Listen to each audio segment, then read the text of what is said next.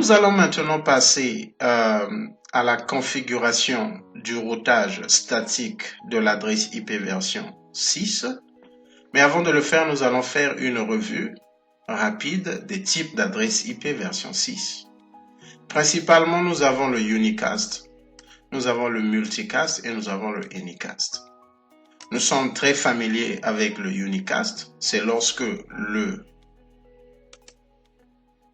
excusez, je vais retrouver mon Epic Pen. C'est lorsque la communication se fait d'un host à un autre host, donc d'un système vers un autre système. Donc un système spécifique communique avec un autre système.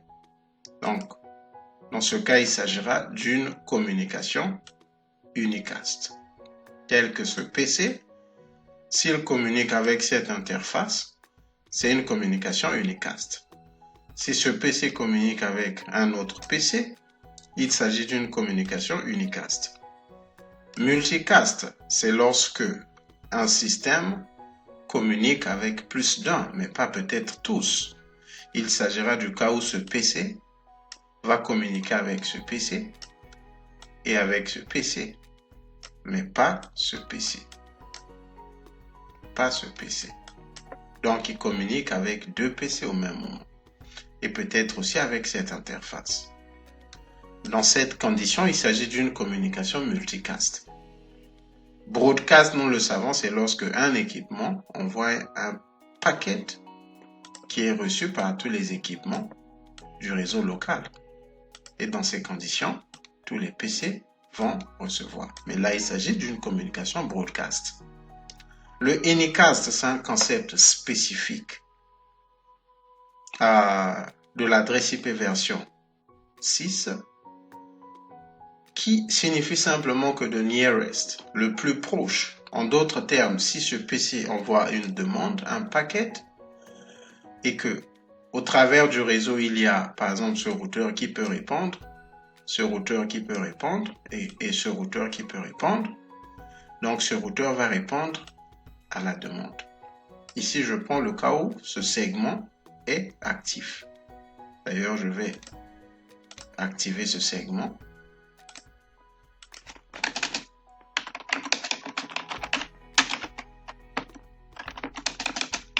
Je pense que c'est le G01. Je vais faire no shutdown. Oui, c'est bon. Donc, dans ces conditions, le anycast, ce PC a besoin d'une information et ces trois routeurs ont cette information. Le plus proche répond dans le contexte du anycast. One to nearest, au plus proche.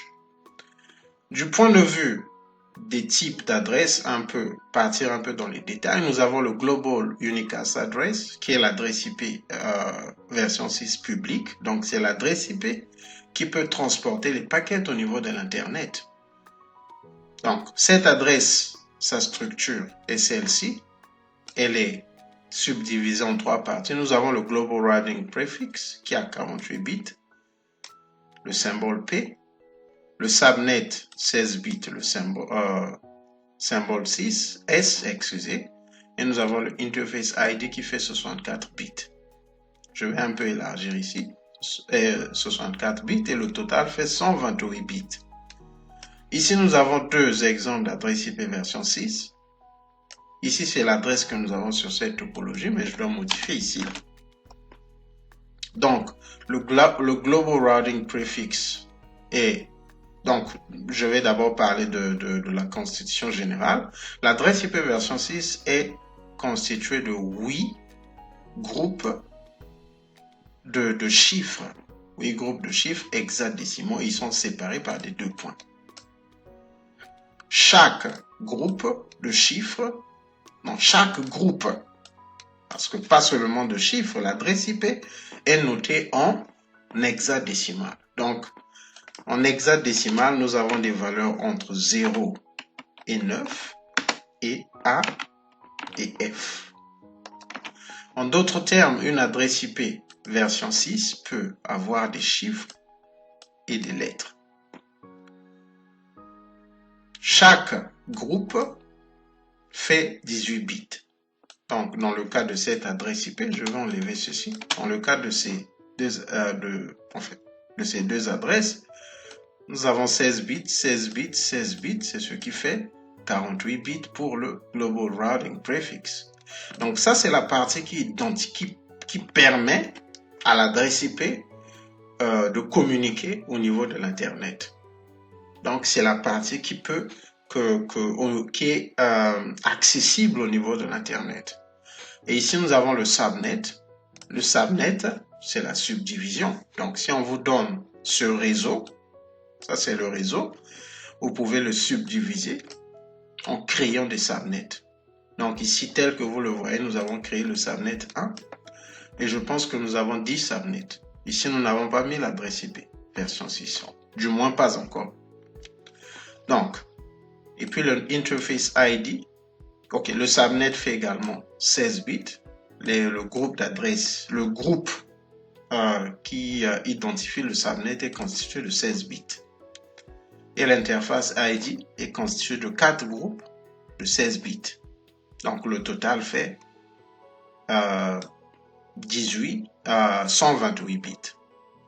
Donc voilà pourquoi dans l'architecture que nous avons dans cette topologie, excusez, dans ce réseau, nous avons des subnets où le network est composé ainsi qu'il suit. C'est ce que nous voyons, 2001, 2.400, 2.0. Et puis après, nous avons le subnet. Ici, ça sera le 1, 2, 3, 4 jusqu'à 10. Donc, c'est tel que vous le voyez. 2, 10, voilà. Donc, ça, c'est un réseau local que nous avons ajouté après. Donc, et puis après, nous avons l'interface ID. Donc, dans le réseau, par exemple, dans ce réseau local, si nous avons plusieurs équipements, c'est ici que ça va changer. Alors, nous avons aussi le ULA, donc le Unique Local Address. Il commence par FD. Donc, ça, c'est un exemple d'adresse IP version 6 privée. Donc, nous avons ici le FD qui fait 8 bits. Nous avons le Global ID qui fait 40 bits. Donc, 16 bits sur ce groupe, 16 bits sur ce groupe et les 8 bits, ce qui fait 40 bits. Et puis, nous avons le subnet. C'est la même idée que l'adresse IP version, le GUA, le Global Unicast, donc 16 bits. Et nous avons le Interface ID. C'est la même idée que le GUA. Donc, ça, c'est la structure de l'adresse IP version 6 qui est similaire à l'adresse IP privée de l'adresse IP version 4. Donc, le ULA, le Unique Local Address, ne peut pas communiquer au niveau de l'Internet. Donc, c'est l'adresse IP privée de la version 6. Ouais, donc, cette adresse, le ULA, pour communiquer à l'Internet, on doit faire la traduction, on doit faire le NAT. Donc, si nous mettons cette adresse IP, puisque lorsque nous allons avancer, nous allons remplacer ces réseaux privés par des Unique Local Address et nous allons faire NAT pour que ces adresses puissent communiquer au niveau de l'Internet. Nous avons aussi les adresses multicast. Lorsque nous venons sur les interfaces des routeurs, ici, si nous faisons show, excusez, si je fais show interface, ok, excusez, show IPv6 interface gig 00, vous allez remarquer que nous avons un groupe d'adresses. Si j'efface ceci, nous avons un groupe d'adresses et ces adresses commencent par FF, join the group. Ici, ce sont des adresses multicast. Nous allons voir un peu de détails concernant les multicasts plus tard, mais pour l'instant, c'est un élément que nous voulons pointer parce que chaque multicast a une signification et un rôle, un scope. Nous avons le link local, c'est une adresse IP qui a qui est limité sur le segment. Donc, ce segment peut avoir un link local et ce segment aussi peut avoir un link local. Donc, ça, ce sont les éléments d'une façon briève en ce qui concerne l'adresse IP version 6. Nous allons continuer et lorsque nous allons avancer, que nous allons faire par exemple NAT, on va donner plus de détails par exemple sur l'adresse le ULA. Lorsqu'on va faire d'autres technologies, on pourra avoir un peu plus de détails, par exemple les protocoles de routage. Il sera important de revoir comment est-ce que le multicast de l'adresse IP version 6 fonctionne. Parce que c'est à ce moment que ça sera pratique. Mais pour l'instant, nous allons plus nous focaliser sur le GUE, l'adresse IP publique, pour faire notre routage statique. Alors, c'est le moment de faire la configuration. Donc, nous revenons ici. Ce sera très simple. La logique est la même que l'adresse IP version 4. Alors, je vais écrire la commande ici pour ajuster les éléments et cela va nous permettre d'avancer plus vite. Donc, par exemple, ce réseau, nous allons partir de la même façon que nous avons commencé. Donc, nous savons que ces 3 routeurs devaient avoir connaissance de tous les réseaux de l'architecture. Et ici, nous avions mis des default IPv6 address. Donc, nous allons d'abord commencer comme ça. Nous allons tester si cela fonctionne. Nous allons passer au routage. Nous allons remplacer certaines parties du réseau par des default routes. Alors, nous allons passer ici. Et donc, nous allons faire de telle sorte que ce réseau puisse connaître tous les réseaux qui sont de ce côté. Donc, nous allons partir, nous allons faire IPv6 route. Donc, il doit atteindre le 10. Donc, ce sera un peu facile d'avancer. Je vais prendre le réseau. Lorsque nous faisons le routage, nous ne prenons pas nous ne mettons pas l'adresse IP. Donc, nous mettons le réseau. Alors,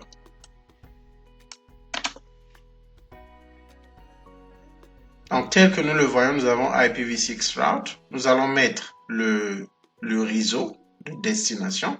C'est ce réseau. Et nous allons mettre la passerelle par défaut. Donc, juste pour valider que la structure est celle-là, je vais accéder à ce routeur, mais nous savons que c'est le routeur où nous avons une configuration. Donc, je vais prendre ces éléments pour ne pas défiler toutes les fois que nous avons besoin d'accéder à un routeur. Donc, je vais mettre ceci ici afin que cela soit un peu plus proche de nous. Donc, nous allons mettre le username et le password, enable, et le enable password, je pense que c'est admin CITS. Excusez, admin CITS. Alors, c'est bon, nous avons accès. Nous allons partir au mode de configuration globale et nous allons essayer IPv6 route. Lorsque vous mettez le point d'interrogation, on vous demande de mettre le préfixe. Je vais mettre le préfixe tel que nous l'avons fait ici. J'ai mis le préfixe. Lorsque je mets le point d'interrogation, on nous donne l'option. Alors, est-ce que nous voulons utiliser le next hop ou nous voulons utiliser l'interface de sortie? Donc ici, c'est très important de comprendre l'idée. Si nous voulons utiliser le next hop, excusez, cela veut dire que nous allons mettre l'adresse IP de cette interface. Je vais ajuster ceci. Si nous voulons utiliser l'option, excusez, c'est un peu, n'est pas facile, je vais faire ceci, ouais. Si nous voulons utiliser le next hop, donc la dernière option, cette option, cela veut dire que nous allons mettre l'adresse IP de cette interface. Si nous voulons utiliser le outgoing interface, donc l'interface de sortie, nous allons mettre l'interface par laquelle les paquets vont partir dans ce routeur. Et c'est la même logique pour l'adresse IP version 4. Donc nous avons deux options. L'option du Next Hop Router, donc l'adresse IP du routeur voisin, ou encore nous avons l'option du Outgoing Interface. Le Outgoing Interface, c'est l'adresse IP, c'est l'interface par laquelle les paquets vont sortir. Donc, nous allons utiliser l'option du Next Hop pour l'instant. Je vais faire ceci et fermer. Alors, nous allons prendre, ici, je pense que l'adresse IP de cette interface, c'est le 17, donc 3.17. Je vais prendre, ok, c'est ici, là, et je vais ajouter le 17. J'ajoute 17. Lorsque je mets le routeur à accepter la commande, donc là, nous venons faire de telle sorte que ce routeur puisse avoir connaissance de cette partie du réseau. Donc, de temps en temps, nous allons tester, mais est-ce qu'il peut atteindre le PC? Mais nous allons d'abord commencer par le PC. Nous le voyons, le réseau du PC, c'est le subnet 10 et l'adresse IP est au 100. Le routeur est au 1. Donc, nous allons faire un ping test. Nous allons faire ping. Nous allons mettre l'adresse IP ici. Je veux juste modifier, c'est le 10. Et le paquet va au 1. Tel que nous le voyons, le PC peut communiquer avec la passerelle par défaut. Mais est-ce que le PC peut communiquer par exemple avec cette interface? Et nous allons vérifier cette interface. Nous allons faire show IPv6 interface brief. Et nous voyons que cette interface est au 1.1. Parce que le 10.1, c'est l'interface, c'est la passerelle par défaut. Et le 1.1, c'est cette interface. Donc,